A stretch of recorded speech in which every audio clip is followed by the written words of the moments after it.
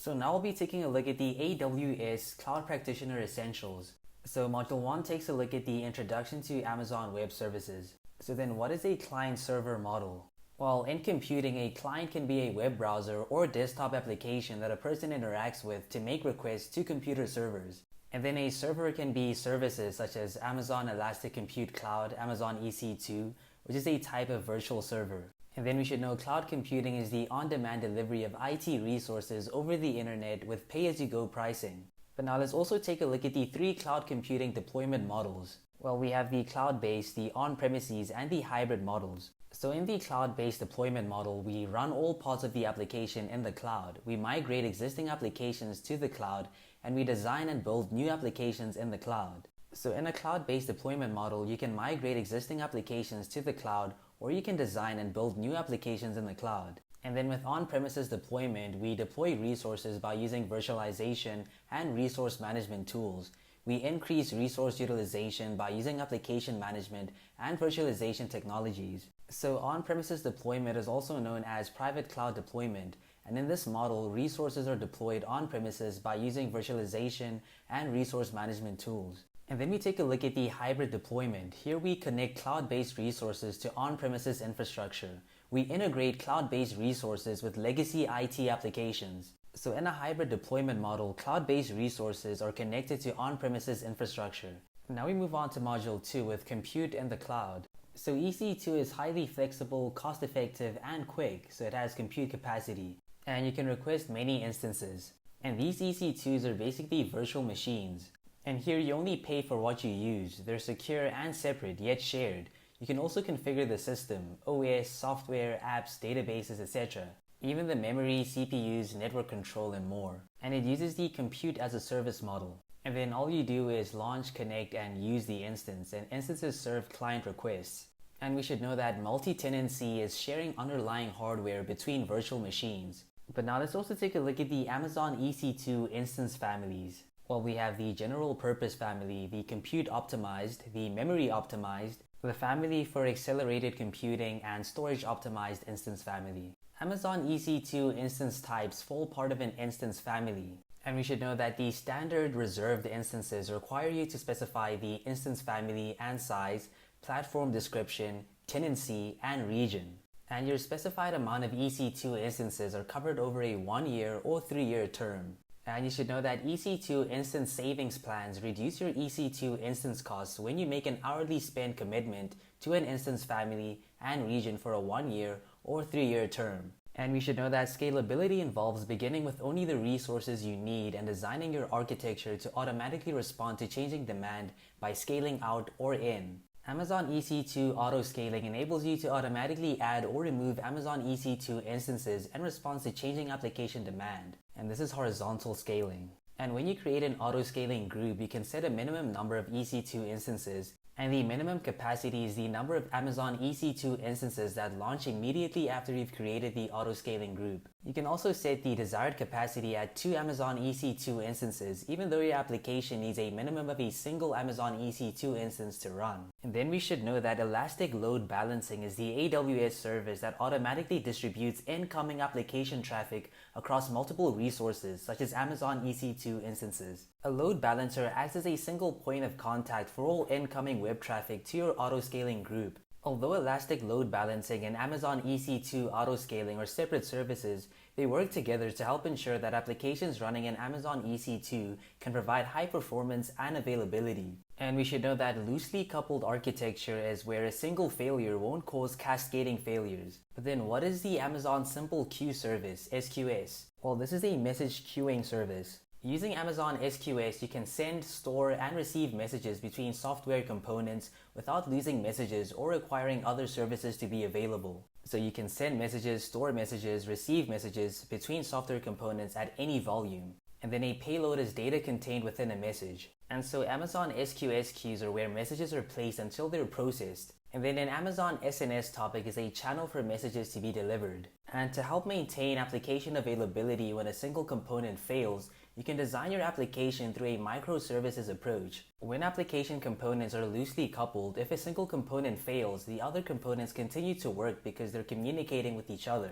And then we move on to Amazon Simple Notification Service, Amazon SNS. While Amazon SNS is a publish or subscribe service, using Amazon SNS topics, a publisher publishes messages to subscribers. Other than Amazon EC2, we can also look at the following services. But first, what is serverless? Well, this is where you can't see or access the underlying infrastructure. You should know that Amazon EKS and ECS are container orchestration tools, and a container is a package for your code. An AWS service for serverless computing is AWS Lambda. AWS Lambda is a service that lets you run code without needing to provision or manage servers. And then the Amazon Elastic Container Service, Amazon ECS, is a highly scalable, high-performance container management system that enables you to run and scale containerized applications on AWS. And then the Amazon Elastic Kubernetes Service, Amazon EKS, is a fully managed service that you can use to run Kubernetes on AWS. Kubernetes is an open source software that enables you to deploy and manage containerized applications at scale. And then we should know that AWS Fargate is a serverless compute engine for containers. It works with both Amazon ECS and EKS. And we should know that general purpose instances provide a balance of compute, memory, and networking services. Compute optimized instances are more well suited for batch processing workloads than general purpose instances. Memory optimized instances are more ideal for workloads that process large datasets in memory, such as high performance databases. And then storage optimized instances are designed for workloads that require high sequential read and write access to large datasets on local storage. And again, batch processing involves processing data in groups, and so a compute-optimized instance is ideal for this type of workload, which benefits from a high-performance processor.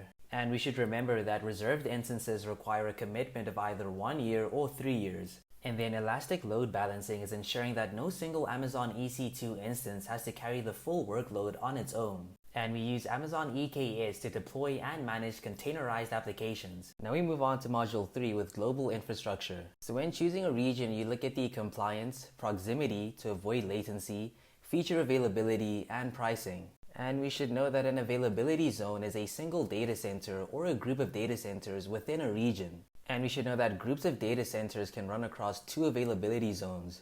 And then an edge location is a site that Amazon CloudFront uses to store cached copies of your content closer to your customers for faster delivery.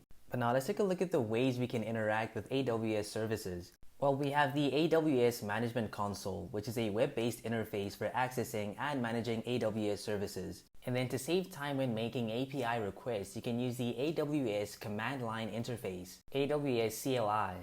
AWS CLI enables you to control multiple AWS services directly from the command line within one tool. You can automate the actions that your services and applications perform through scripts. Then we have software development kits, SDKs. SDKs make it easier for you to use AWS services through an API designed for your programming language or platform. So here you write programs. And then we take a look at AWS Elastic Beanstalk. Here you provide code and configuration settings. An Elastic Beanstalk deploys the resources necessary to perform the following tasks. It can adjust the capacity, load balancing, automatic scaling, and application health monitoring. And then we take a look at AWS Cloud Formation. Here you can treat your infrastructure as code. This means that you can build an environment by writing lines of code instead of using the AWS Management Console to individually provision resources. Now we move on to Module 4 with networking. So a networking service that you can use to establish boundaries around your AWS resources is Amazon Virtual Private Cloud, Amazon VPC.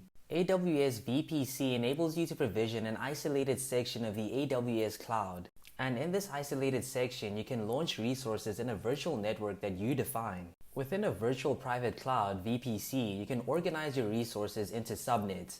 A subnet is a section of a VPC that can contain resources such as Amazon EC2 instances. To allow public traffic from the internet to access your VPC, you attach an internet gateway to the VPC. To access private resources in a VPC, you can use a virtual private gateway. Then AWS Direct Connect is a service that lets you establish a dedicated private connection between your data center and a VPC. A subnet is a section of a VPC in which you can group resources based on security or operational needs. Subnets can be public or private. Public subnets contain resources that need to be accessible by the public, such as an online store's website. And then private subnets contain resources that should be accessible only through your private network, such as a database that contains customers' personal information and order histories. When a customer requests data from an application hosted in the AWS cloud, this request is sent as a packet. A packet is a unit of data sent over the internet or a network. A network ACL is a virtual firewall that controls inbound and outbound traffic at the subnet level. Network ACLs perform stateless packet filtering. They remember nothing and check packets that cross the subnet border each way, both inbound and outbound. The VPC component that checks packet permissions for an Amazon EC2 instance is a security group. A security group is a virtual firewall that controls inbound and outbound traffic for an Amazon EC2 instance. By default, a security group denies all inbound traffic and allows all outbound traffic. You can add custom rules to configure which traffic should be allowed, and any other traffic would then be denied. And so security groups perform stateful packet filtering. They remember the previous decisions made for incoming packets. So by default, your account's default network ACL allows all inbound and outbound traffic, but you can modify it by adding your own rules. For custom network ACLs, all inbound and outbound traffic is denied until you add rules to specify which traffic should be allowed.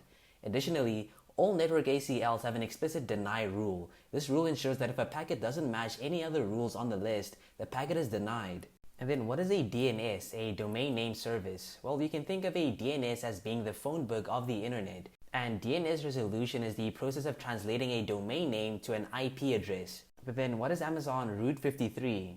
Well, Amazon Route 53 is a DNS web service. It gives developers and businesses a reliable way to route end users to internet applications hosted in AWS. Amazon Route 53 connects user requests to infrastructure running in AWS, such as Amazon EC2 instances and load balancers. It can route users to infrastructure outside of AWS. Another feature of Route 53 is the ability to manage the DNS records for domain names. You can register new domain names directly in Route 53. And again, we should remember that security groups are stateful and deny all inbound traffic by default. Now we move on to Module 5 with storage and databases. So we should know block-level storage volumes behave like physical hard drives. An instance store provides temporary block-level storage for an Amazon EC2 instance. And you should know Amazon Elastic Block Store, Amazon EBS, is a service that provides block-level storage volumes that you can use with Amazon EC2 instances. If you stop or terminate an Amazon EC2 instance, all the data on the attached EBS volume remains available. An EBS snapshot is an incremental backup. This means that the first backup taken of a volume copies all the data. And then for subsequent backups, only the blocks of data that have changed since the most recent snapshot are saved. And then the Amazon Simple Storage Service, Amazon S3, is a service that provides object-level storage. Amazon S3 stores data as objects in buckets. S3 standard is designed for frequently accessed data, and it stores data in a minimum of 3 availability zones. And then S3 standard IA, infrequent access, is ideal for infrequently accessed data. It's similar to Amazon S3 standard but has a lower storage price and higher retrieval price. And then we have S3 one zone infrequent access, S3 one zone IA. This stores data in a single availability zone, and it has a lower storage price than Amazon S3 standard IA. And then we have S3 Intelligent Tiering. This is ideal for data with unknown or changing access patterns, and it requires a small monthly monitoring and automation fee per object. And then we have S3 Glacier Instant Retrieval. It works well for archived data that requires immediate access, and you can retrieve objects within a few milliseconds. And then we have the S3 Glacier Flexible Retrieval. This is low-cost storage designed for data archiving, and you're able to retrieve objects within a few minutes to hours. And then we have the S3 Glacier Deep Archive. This is the lowest cost object storage class ideal for archiving. You're able to retrieve objects within 12 hours. And then we have S3 Outposts, and this creates S3 buckets on Amazon S3 Outposts. It makes it easier to retrieve, store, and access data on AWS Outposts. And you should know if you're making a bunch of micro edits, using EBS, Elastic Block Storage, is the perfect use case. And then if you're using complete objects or only occasional changes, then S3 is victorious. And again, if you're doing complex read, write, change functions, then use EBS. And you should know in file storage, multiple clients such as users, applications, servers, and so on can access data that's stored in shared file folders. An Amazon EBS volume stores data in a single availability zone. And then Amazon EFS, the file storage, is a regional service. It stores data in and across multiple availability zones. And so in a relational database, data is stored in a way that relates it to other pieces of data. Relational databases use structured query language, SQL, to store and query the data. The Amazon Relational Database Service, Amazon RDS, is a service that enables you to run relational databases in the AWS Cloud. Amazon RDS is a managed service that automates tasks such as hardware provisioning, database setup, patching, and backups. And Amazon RDS is available on 6 database engines, which optimize for memory, performance, or input or output. Supported database engines include Amazon Aurora, PostgreSQL, MySQL, MariaDB, Oracle Database, and Microsoft SQL Server. And then we should know Amazon Aurora is an enterprise-class relational database. But now let's talk about Amazon DynamoDB. Well, Amazon Dynamo Database is a key value database service. It delivers single-digit millisecond performance at any scale. DynamoDB is serverless, which means that you don't have to provision, patch, or manage servers. Non-relational databases like DynamoDB are good by eliminating all the overhead. DynamoDB allows you to build powerful, incredibly fast databases where you don't need complex joint functionality. Amazon DynamoDB is a non-relational, NoSQL database. It's purpose-built, millisecond response times, fully managed, and highly scalable. In a non-relational database, you create tables, and a table is a place where you can store and query the data. For example, you'd have the name, address, and favorite drink in one row. So it's all a single value. And then Amazon Redshift is a data warehousing service that you can use for big data analytics. It offers the ability to collect data from many sources and helps you to understand relationships and trends across your data. But now let's talk about the AWS Database Migration Service, AWS DMS. Well, this enables you to migrate relational databases, non-relational databases, and other types of data stores. With AWS DMS, you move data between a source database and a target database. The source and target databases can be of the same type or different types. During the migration, your source database remains operational, reducing downtime for any applications that rely on the database. Other use cases for AWS DMS is development and test environments, database consolidation, and continuous replication. And then what is Amazon Document DB? Well, this is a document database service that supports MongoDB workloads. And MongoDB is a document database program. And then we have Amazon Neptune. And Amazon Neptune is a graph database service. You can use Amazon Neptune to build and run applications that work with highly connected datasets such as recommendation engines, fraud detection, and knowledge graphs. And then we have Amazon Quantum Ledger Database, Amazon QLDB. This is a ledger database service. You can use Amazon QLDB to review a complete history of all the changes that have been made to your application data. And then we have the Amazon Managed Blockchain. This is a service that you can use to create and manage blockchain networks with an open source framework. And remember, blockchain is a distributed ledger system that lets multiple parties run transactions and share data without a central authority. And then we have Amazon Elasticache. This is a service that adds caching layers on top of your databases to help improve the read times of common requests. It supports 2 types of data stores, Redis and Memcached. And then Amazon DynamoDB Accelerator, DAX, is an in-memory cache for DynamoDB. It helps improve response times from single-digit milliseconds to microseconds. Now we move on to Module 6 with security. So first we take a look at the AWS Shared Responsibility Model.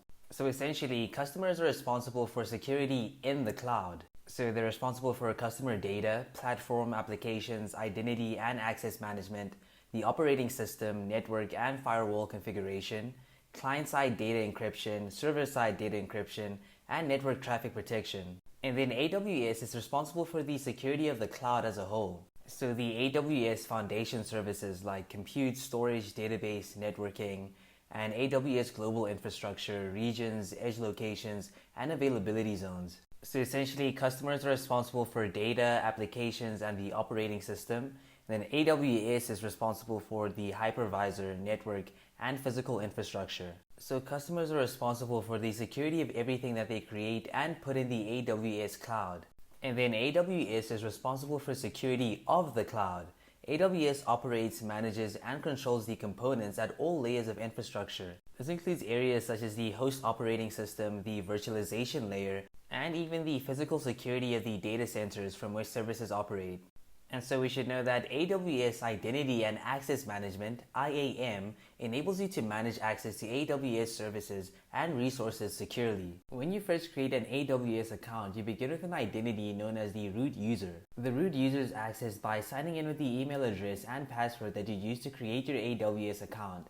And you can think of the root user as being similar to the owner. And then an IAM user is an identity that you create in AWS. It represents the person or application that interacts with AWS services and resources.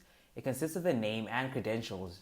By default, when you create a new IAM user in AWS, it has no permissions associated with it. And then an IAM policy is a document that allows or denies permissions to AWS services and resources. IAM policies enable you to customize users' levels of access to resources. And then an IAM group is a collection of IAM users. When you assign an IAM policy to a group, all users in the group are granted permissions specified by the policy. And then an IAM role is an identity that you can assume to gain temporary access to permissions. Before an IAM user, application, or service can assume an IAM role, they must be granted permissions to switch the role. When someone assumes an IAM role, they abandon all previous permissions that they had under a previous role and assume the permissions of the new role. An IAM multi-factor authentication, MFA, provides an extra layer of security for your AWS account. If your company has multiple AWS accounts, you can use AWS organizations to consolidate and manage multiple AWS accounts within a central location. When you create an organization, AWS organizations automatically creates a root, and this is the parent container for all the accounts in your organization. In AWS organizations, you can centrally control permissions for the accounts in your organization by using service control policies, SCPs. SCPs enable you to place restrictions on the AWS services, resources, and individual API actions that users and roles in each account can access. In AWS organizations, you can group accounts into organizational units, OUs, to make it easier to manage accounts with similar business or security requirements. When you apply a policy to an OU, all the accounts in the OU automatically inherit the permissions specified in the policy. So AWS organizations has centralized management, consolidated billing, hierarchical groupings of accounts, and AWS service and API actions and access control. In AWS organizations, you can apply service control policies, SCPs, to the organization root, an individual member account, or an OU, and an SCP affects all IAM users, groups, and roles within an account, including the AWS account root user. And then you should know AWS Artifact is a service that provides on-demand access to AWS security and compliance reports and select online agreements. AWS Artifacts consists of two main sections, AWS Artifact Agreements and AWS Artifact Reports. In AWS Artifact Agreements, you can review, accept, and manage agreements for an individual account and for all your accounts in AWS organizations. AWS Artifact Reports provide compliance reports from third-party auditors. These auditors have tested and verified that AWS is compliant with a variety of global, regional, and industry-specific security standards and regulations. And then the Customer Compliance Center contains resources to help you learn more about AWS compliance. And then what is a denial of service DOS attack? Well, a DOS attack is a deliberate attempt to make a website or application unavailable to users. In a distributed denial of service DDoS attack,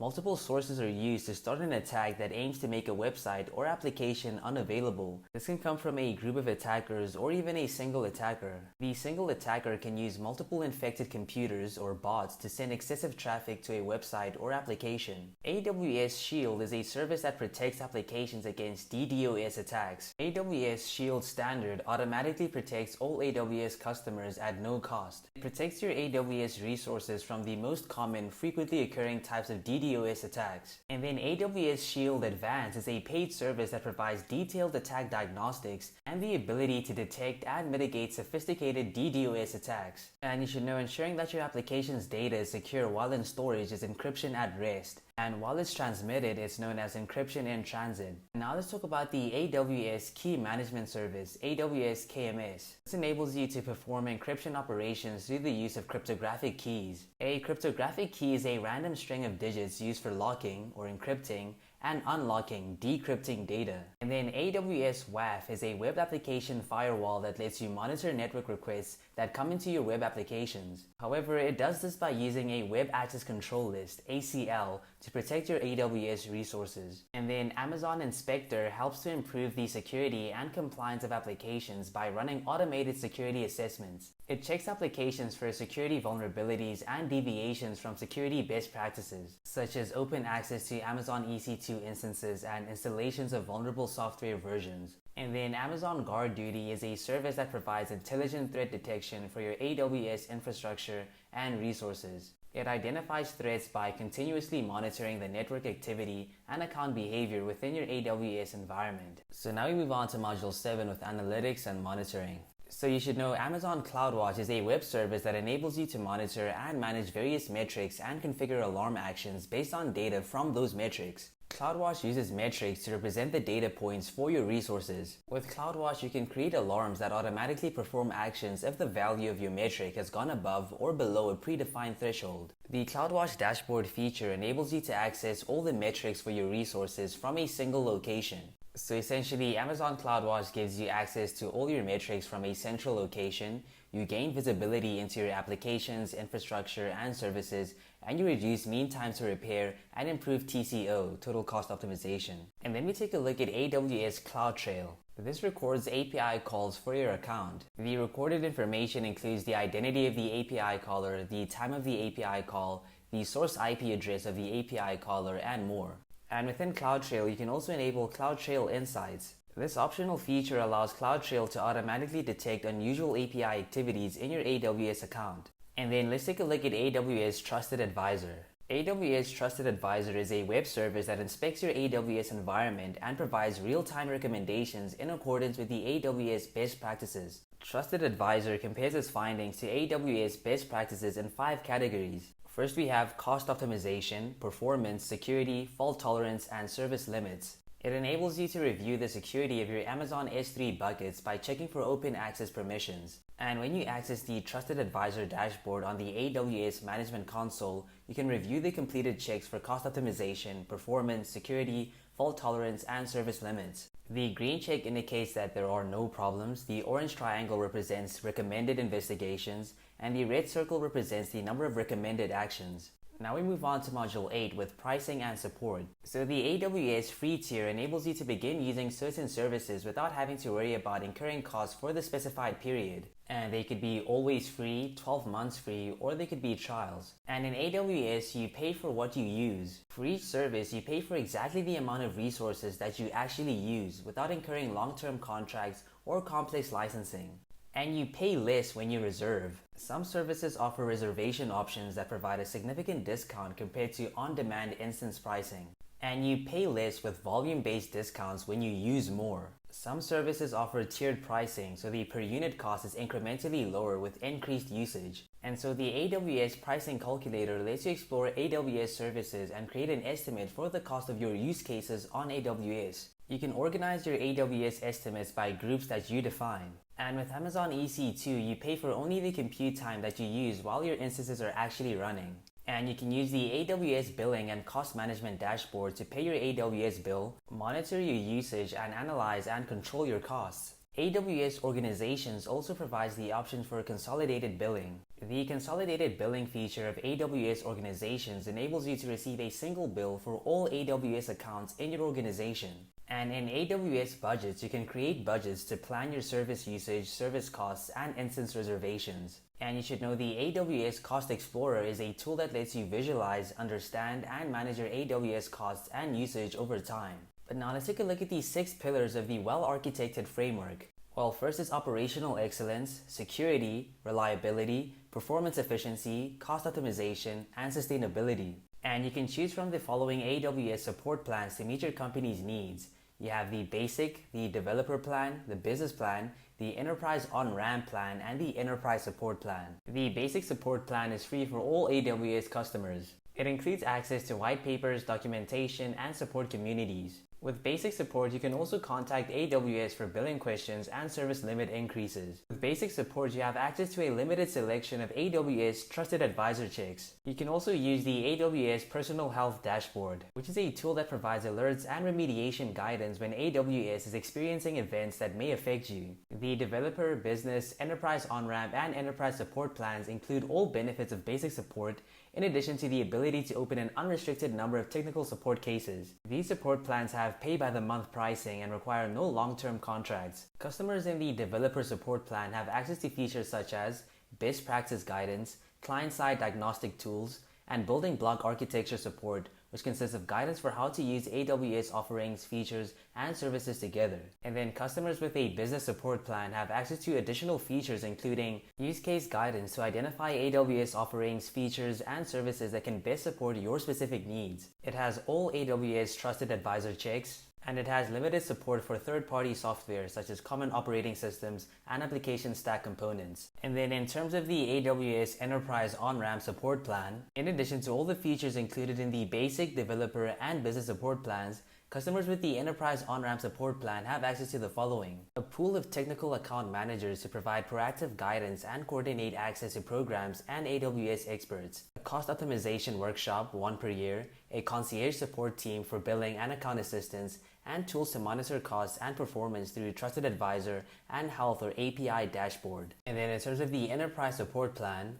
in addition to all the features included in the basic, developer, business, and Enterprise On-Ramp support plans, customers with the Enterprise support plan have access to the following: essentially everything included in the Enterprise On-Ramp support plan, including operations reviews and tools to monitor health, as well as training and game days to drive innovation. The Enterprise plan also provides full access to proactive services, which are provided by a designated technical account manager. They have consultative review and architecture guidance, infrastructure event management support, cost optimization workshops and tools. They have support automation workflows, as well as 15 minutes or less response time for business critical issues. And you should know the Enterprise On-Ramp and Enterprise support plans include access to a Technical Account Manager, TAM. The TAM is your primary point of contact at AWS. If your company subscribes to Enterprise Support or Enterprise On-Ramp, your TAM educates, empowers, and evolves your cloud journey across the full range of AWS services. The TAMs provide expert engineering guidance to help you design solutions that efficiently integrate AWS services,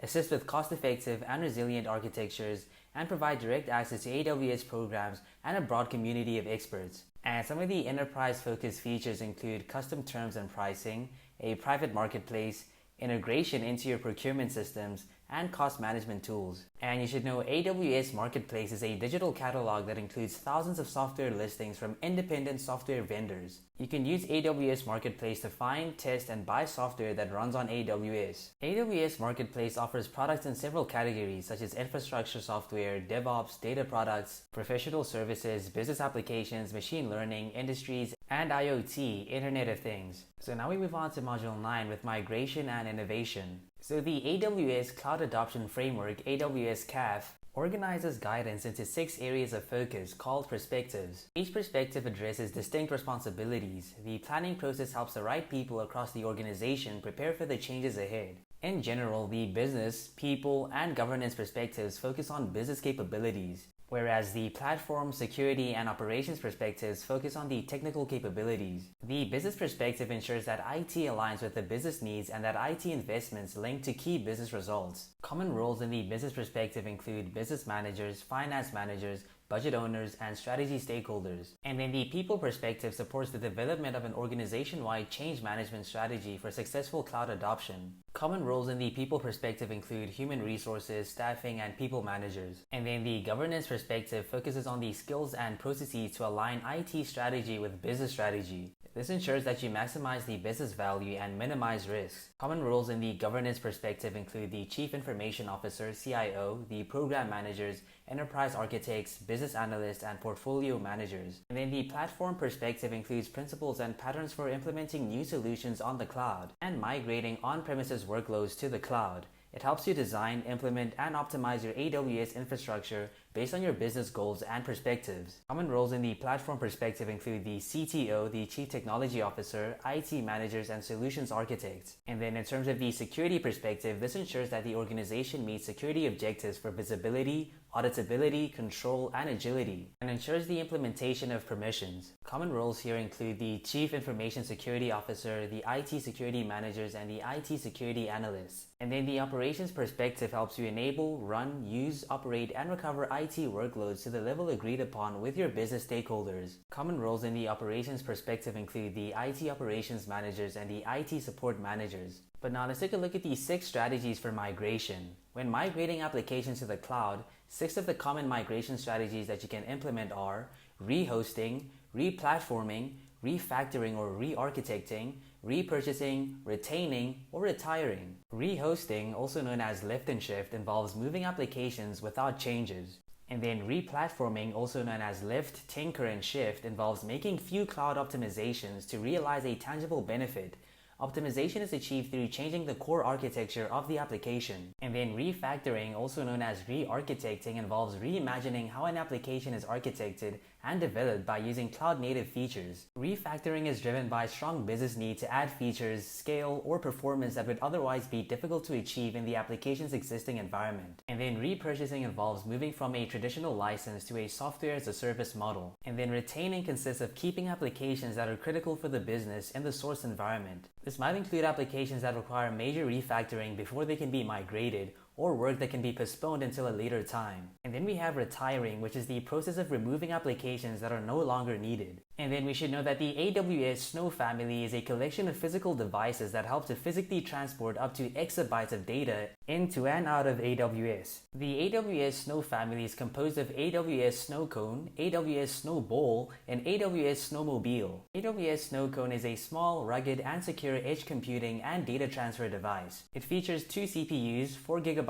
of memory, and up to 14 terabytes of usable storage. Then we have the Snowball Edge Storage Optimized. These devices are well suited for large-scale data migrations and recurring transfer workflows, in addition to local computing with higher capacity needs. And these have 80 terabytes of hard disk drive capacity for block volumes and Amazon S3 compatible object storage. And then we have the Snowball Edge Compute Optimized. This provides powerful computing resources for use cases such as machine learning, full motion video analysis, analytics, and local computing stacks. It's got 80 terabytes usable HDD capacity for Amazon S3 compatible object storage or 28 terabytes for EBS compatible block volumes. Then we have AWS Snowmobile, and this is an exabyte scale data transfer service used to move large amounts of data to AWS. You can transfer up to 100 petabytes of data per Snowmobile, and it's a 45-foot long rugged sized shipping container pulled by a semi-trailer truck. And you should know you're properly equipped to drive innovation in the cloud if you can clearly articulate the following conditions: the current state, the desired state, and the problems you're trying to solve. Serverless refers to applications that don't require you to provision, maintain, or administer servers. You don't need to worry about fault tolerance or availability. And then you should know that AWS offers a variety of services powered by AI. You can convert speech to text with Amazon Transcribe, discover patterns in text with Amazon Comprehend, identify potentially fraudulent online activities with Amazon Fraud Detector, and build voice and text chatbots with Amazon Lex. AWS also offers Amazon SageMaker to remove difficult work from the process and empower you to build, train, and deploy machine learning models quickly. You can use machine learning to analyze data, solve complex problems, and predict outcomes before they happen. And then what is Amazon Q Developer? Well, it's an AI-powered code generator for IDEs and code editors. It generates code suggestions based on comments and existing code and offers real-time support for code authoring directly within your integrated development environment, IDE. It also helps to identify hard-to-find vulnerabilities and references multiple standards and best practices. Amazon Q Developer seamlessly integrates with popular tools like Visual Studio Code, JetBrains IDEs, Amazon SageMaker Studio, Jupyter Lab, AWS Cloud 9, and AWS Lambda Console. And it supports a wide range of programming languages and development environments including Python, Java, JavaScript, etc. Now we move on to Module 10 with the Cloud Journey. So the AWS well-architected framework helps you understand how to design and operate reliable, secure, efficient, and cost-effective systems in the AWS cloud. It provides a way for you to consistently measure your architecture against best practices and design principles and identify areas for improvement. And so the well-architected framework is based on 6 pillars: operational excellence, security, reliability, performance efficiency, cost optimization, and sustainability. Operational excellence is the ability to run and monitor systems to deliver business value and to continually improve supporting processes and procedures. And then the security pillar is the ability to protect information, systems, and assets while delivering business value through risk assessments and mitigation strategies. When considering the security of your architecture, apply these best practices. Automate security best practices when possible, apply security at all layers, and protect data in transit and at rest. And then reliability is the ability of a workload to consistently and correctly perform its intended functions. It includes recovering from infrastructure or service disruptions, dynamically acquiring computing resources to meet demand, and mitigating disruptions such as misconfigurations or transient network issues. And reliability includes testing recovery procedures, scaling horizontally to increase aggregate system availability, and automatically recovering from failure. And then performance efficiency is the ability to use computing resources efficiently to meet system requirements and to maintain that efficiency as demand changes and technologies evolve. And then cost optimization is the ability to run systems to deliver business value at the lowest price point. Cost optimization includes adopting a consumption model, analyzing and attributing expenditure, and using managed services to reduce the cost of ownership. And then finally, sustainability is the ability to continually improve sustainability impacts by reducing energy consumption and increasing efficiency across all components of a workload by maximizing the benefits from the provisioned resources and minimizing the total resources required. And then what are the advantages of cloud computing? Well, you trade upfront expense for variable expense, you benefit from massive economies of scale, you stop guessing capacity, you increase speed and agility, you stop spending money running and maintaining data centers, and you go global in minutes. So in terms of trading upfront expense for variable expense, instead of investing heavily in data centers and servers before you know how you're going to use them, you can pay only for when you consume computing resources. And then in terms of benefiting from massive economies of scale, by using cloud computing, you can achieve lower variable costs than you can get on your own. And this is because of usage from hundreds of thousands of customers that aggregates in the cloud. So providers such as AWS can achieve higher economies of scale. And then you don't have to guess capacity. With cloud computing, you don't have to predict how much infrastructure capacity you will need before deploying an application. Instead of paying for resources that are unused or dealing with limited capacity, you can access only the capacity that you need and scale in or out in response to demand. And then it also increases your speed and agility. The flexibility of cloud computing makes it easier for you to develop and deploy applications. This flexibility also provides your development teams with more time to experiment and innovate. And you can also stop spending money running and maintaining data centers. Cloud computing in data centers often requires you to spend more money and time managing infrastructure and servers. A benefit of cloud computing is the ability to focus less on these tasks and more on your applications and customers. And lastly, you can go global in minutes. The AWS Cloud Global Footprint enables you to quickly deploy applications to customers around the world while providing them with low latency.